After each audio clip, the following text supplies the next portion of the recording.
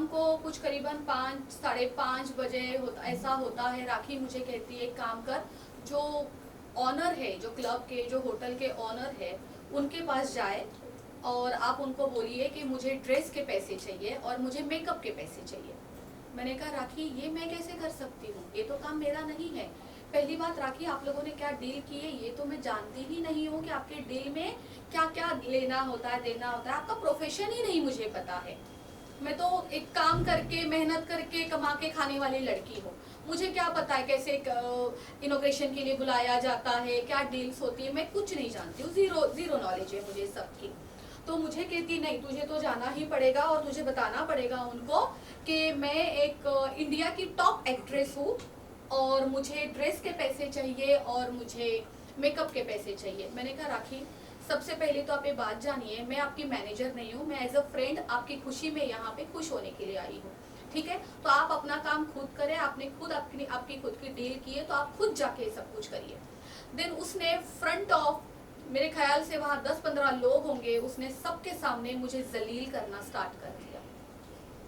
कि तू हमेशा यही करती है, तेरा तो, तू आदिल के टाइम पे भी ऐसा ही करती थी, तू आदिल को कुछ नहीं बोलती थी, तू आज यहाँ पर भी आके यही कर रही है। मैंने कहा राखी ये सब कुछ बंद करो, अपनी चीपनेस बंद करो, ये जो तुम कर रही हो मेरे साथ, वो भी मुझे परदेश लेके आके, तो ये सब ना करे। उस दिन ही हमारा लास्ट डे था, हम लोग साथ में रुके थे, उसके बाद हम 24 को अलग अलग हो गए थे। मैंने होटल छोड़ दिया था, मैंने कौन सा होटल था, द लीला, वहाँ जाके हमने चेकिंग कर ली थी, मैंने और फाल्गुनी ने, और हम टोटली अलग हो गए थे। और वो दिन और आज का दिन राखी से मेरे कोई संबंध अच्छे नहीं रहे हैं। ओके राक्षी, अगर मैं आपसे बोलूँ तो आपको एक माँ का दर्जा दिया था राखी ने और कहा था कि मेरी माँ के बाद मैं इससे ही माँ समझती हूँ और अगर उनके पर्सनल लाइफ में कुछ भी होगा तो उसका फैसला लेने का हक भी सिर्फ राक्षी को है और वही मुझे सजेशन देगी। तो मैं डेफिनेटली जानना चाहूँगी कि आदिल ने एक इल्ज़ाम लगाया है, वो है राखी जो है उनकी माँ के मौत के बाद बैठकर बिरयानी खा रही थी, उसका इल्ज़ाम, और वो उन्होंने कहा है कि वो आपके साथ बैठकर खा रही थी, इसके पीछे की सच्चाई क्या है? जिस दिन राखी की मम्मी की डेथ हुई थी हम लोग साथ में ही थे, फिर हम लोग ऊपर हॉस्पिटल में जाके जो बोला क्या पर्टिकुलर उसको क्या वर्ड यूज करते हैं, जो बॉडी रखी जाती है फ्रिज में, यस, वहाँ गए थे हम, फिर हमने वहाँ वो पूरा प्रोसीजर किया, वहाँ से हम सीधा घर आते हैं। आदिल वहाँ पे अवेलेबल नहीं थे, आदिल हमें मेरे घर के नीचे मिलते हैं, फिर हम सीधा ऊपर आते हैं, फिर भूख तो सभी को लगी हुई थी। फिर ये मयूर है, मेरा भांजा है,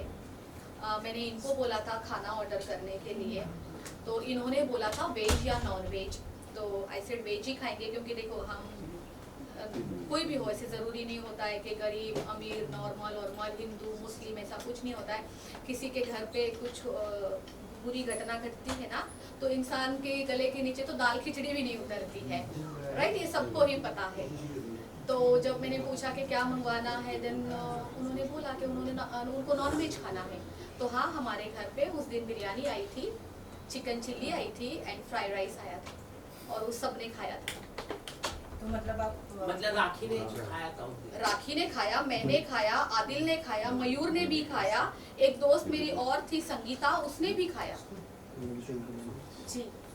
क्योंकि राखी कहने की ये उस दिन का फुटेज नहीं है, ये पहले का फुटेज, सेम साड़ी है लेकिन पहले का फुटेज है। वो साड़ी भी मेरी थी, वो जो उसने साड़ी पहनी है वो साड़ी मेरी थी, हमें नहीं पता था कि उस दिन उनकी मम्मी की डेथ होने वाली है।